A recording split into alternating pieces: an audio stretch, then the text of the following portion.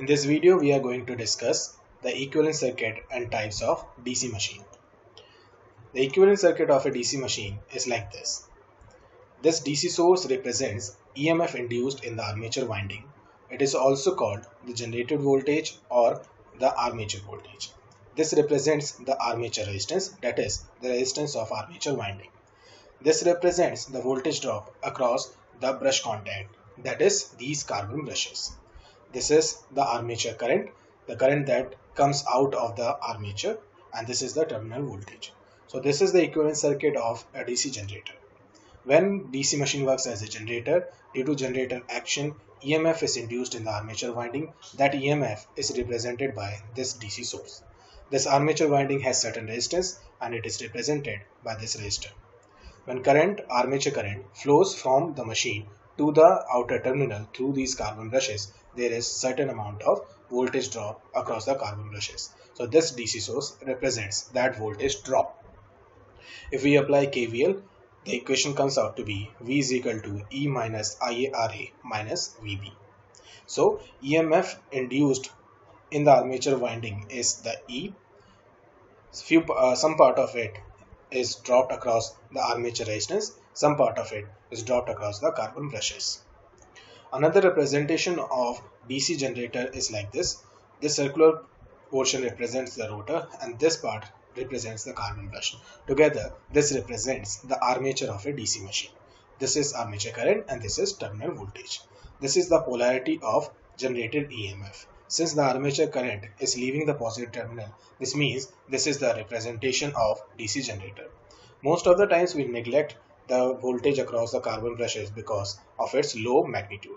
So for DC generator, the equation becomes V is equal to E minus IaRa. V is the terminal voltage, E is the EMF induced, Ia is the armature current, and Ra is the armature winding resistance.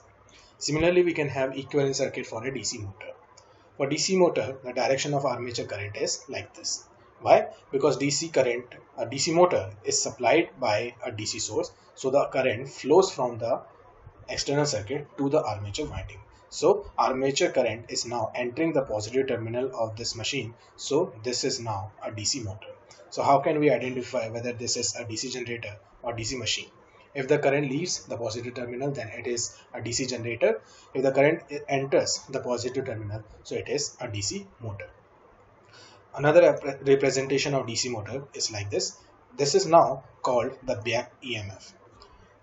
If it is a generator, then this part is known as the generated voltage. If it is a motor, then this part is known as the back EMF.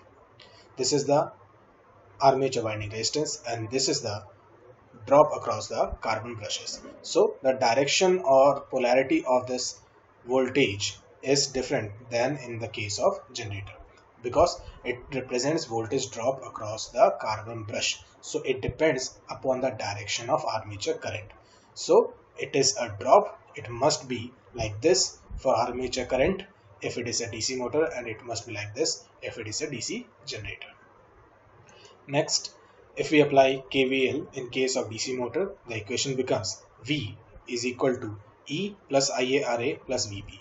V is equal to E plus IaRa plus VB. Again, we can neglect this voltage drop, so the equation becomes V is equal to E plus IaRa. Next, we discuss the types of DC machine. DC machine can be classified into various categories. It can be classified into permanent magnets or machines where we use electromagnets on the windings. Then these type of machines are further classified into separately excited DC machines or self-excited DC machines. And self-excited DC machine can again be classified into shunt DC machines, series DC machines, or compound DC machines. In first level, DC machines are categorized on the basis of the method of production of magnetic field. We know for the working of DC machine, magnetic field is must, and how we produce this magnetic field is the first basis of classification of DC machine. If we use permanent magnet, then it is known as permanent magnet DC machine. Otherwise, we can use field windings to produce magnetic field. In permanent magnet DC machines, we use permanent magnets like this, and the circuit representation of permanent magnet DC generator or permanent magnet DC motor is like this. It is as we have just seen the equivalent circuit representation of DC generator and DC motor. Now we put this type of symbol in between the rotor or armature. This represents that this is a permanent magnet type of DC machine. PMDC machines are very famous. We have seen PMDC motors in toy cars. The PMDC motors look like this. Next we have second level of categorization. In this, the electromagnet type of DC machines are classified into separately excited or self-excited DC machines on the basis of method of excitation. Now what is excitation? Excitation means production of magnetic flux by circulating current in the field winding. So we have permanent magnets DC machines where for production of magnetic field we use permanent magnets, and if we use field winding for the production of magnetic field, then on the basis of method of energizing that field winding we have separately excited DC machine or self-excited DC machines. In separately excited DC machines, the field winding and the armature winding are energized by separate DC sources. We know there are two types of windings in DC machines, armature winding and the field winding. If the field winding and the armature winding are energized by different sources, then it is known as separately excited DC machines. This is separately excited DC generator and this is separately excited DC motor. So this is the armature of the DC machine and this is the field winding of the DC machine, which is excited by a different source. Similarly, in separately excited DC motor, we supply voltage to the DC voltage to the armature and we supply different EDC voltage to the shunt winding.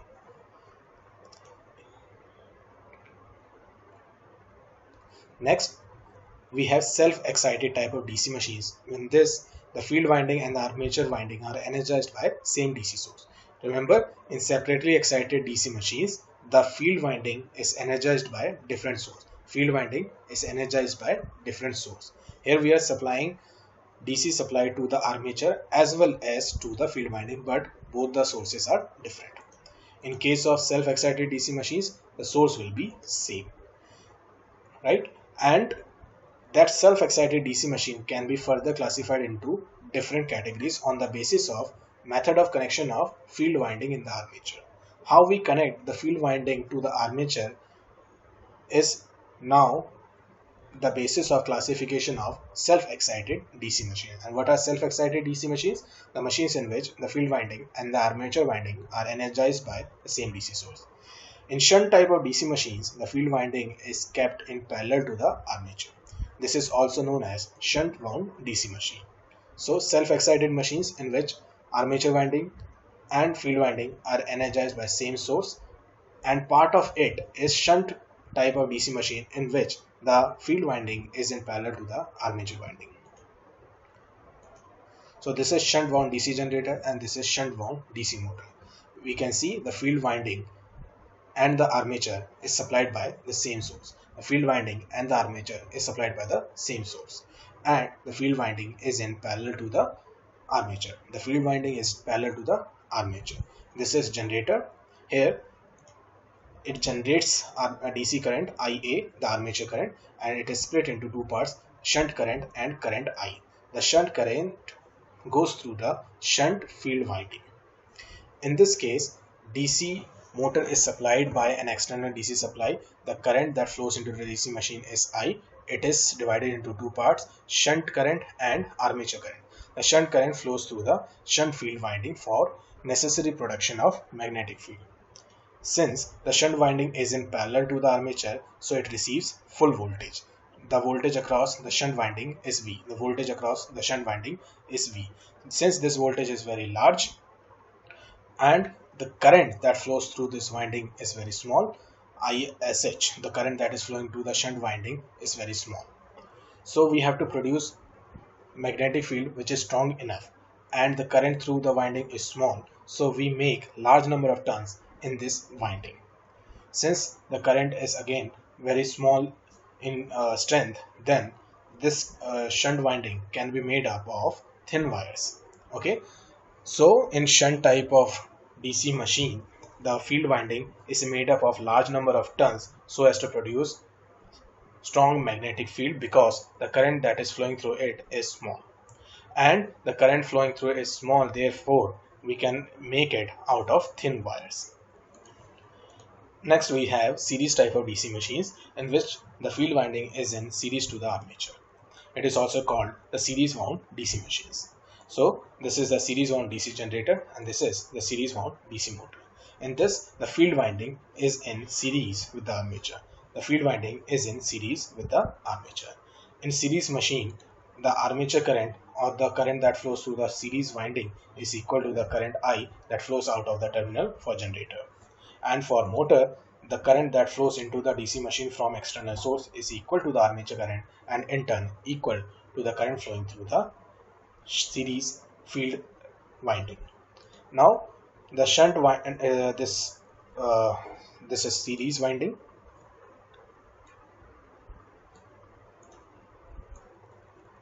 So the series winding is in series and a large current flows through the series winding. Therefore, only few number of turns is sufficient for production of strong magnetic field. But it has to handle that large current. Therefore, the series winding is made of thick wires.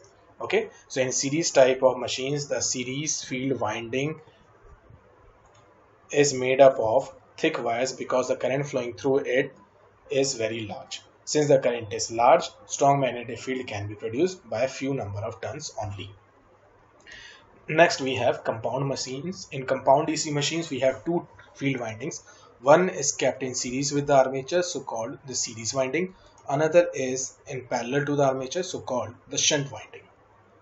Now the compound type of DC machine can be further classified either on the basis of connection of shunt winding or on the basis of magnetic effect of series winding. How we connect the shunt winding is gives us two classification: long shunt type DC machines and short shunt type DC machines. And how the series winding behaves gives us cumulatively compounded DC machines or differentially compounded DC machines. So in compound DC machines there are two set of windings: shunt winding and series winding. And how we connect the shunt winding, on that basis we have two types of DC machine: long shunt compound DC machine, short shunt compound DC machine. In long shunt type, the shunt winding is in parallel to both series winding and the armature. But in short shunt type, the shunt winding is in parallel to the armature only. This is long shunt DC generator. This is short shunt DC generator. Here we can see there is a winding in series with the armature, and this shunt winding is in parallel to the combination of both. This is long shunt DC generator. This is short shunt DC generator where the shunt winding is in parallel to the armature only. Okay. Similarly, we can have long shunt DC motor and short shunt DC motor. Here the shunt winding is in parallel to the combination of series winding and armature. Here it is parallel to the armature only. Next classification is on the basis of magnetic effect of series winding. So there are two types of machine in this category: a cumulatively compounded DC machine or a differentially compounded DC machine. If the flux produced by the series winding helps the flux produced by the shunt winding, it is called cumulatively compounded DC machine. Or if it opposes the flux produced by the shunt winding, it is called differentially compounded DC machine. This is cumulatively compounded long shunt generator. This is differentially compounded long shunt generator. It is long shunt generator. Both the cases are of long shunt generator where the shunt field winding is in series to the parallel combination of series winding and armature winding. Shunt winding is in parallel to the combination of series winding and armature winding. But this is cumulatively compounded. This is differentially compounded. How? Focus on these dots. These dots represents the behavior of these field windings. In this case, the shunt current flows into the field winding through this dot. Similarly, the series current flows to the series winding through this dot. Therefore, the flux produced by the series winding and the shunt winding will be in same direction. Therefore, it is known as cumulatively compounded long shunt generator. But in this case, the series winding has been connected in reverse direction. Therefore, the series current leaves from the dot. Here, the shunt current enters the shunt winding from the dot. Here, the series current leaves the series winding from the dot.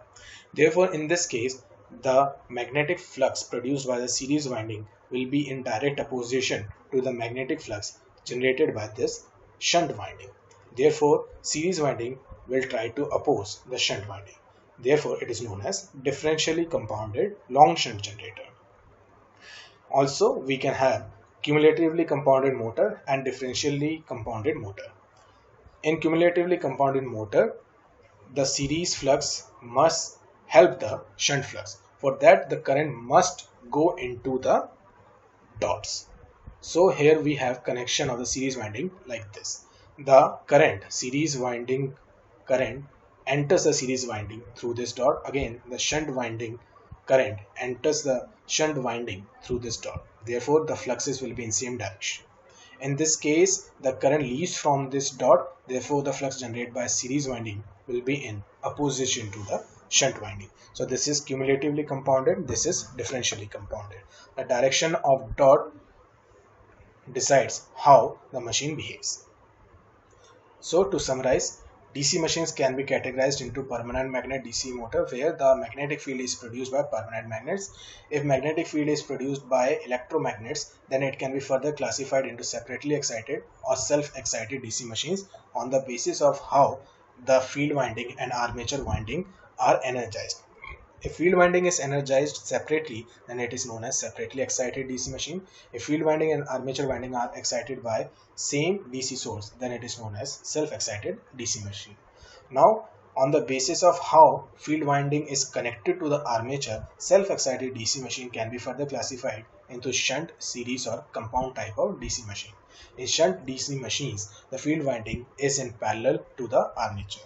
In series DC machine, the field winding is in series to the armature. In compound type of DC machine, there are two set of field windings. One is series winding, which is in series to the armature. Other is shunt winding, which is in parallel to the armature. Now, according to the basis of connection of shunt winding, compound DC machines have two types: long shunt, short shunt. In long shunt type, the shunt winding is in parallel to the combination of series winding and the armature. In short shunt type, the shunt winding is in parallel to the armature only. And on the basis of magnetic effect of series winding, the compound DC machine can be classified into cumulative or differential type of machine. In cumulative type of machine, the flux produced by series winding helps the flux produced by the shunt winding. Whereas in case of differential compounded DC machines, the flux produced by series winding opposes the flux produced by the shunt winding. So this video has discussed the equivalent circuit of DC machines and types of DC machines. If you have any queries, you can post it in comments. Thank you.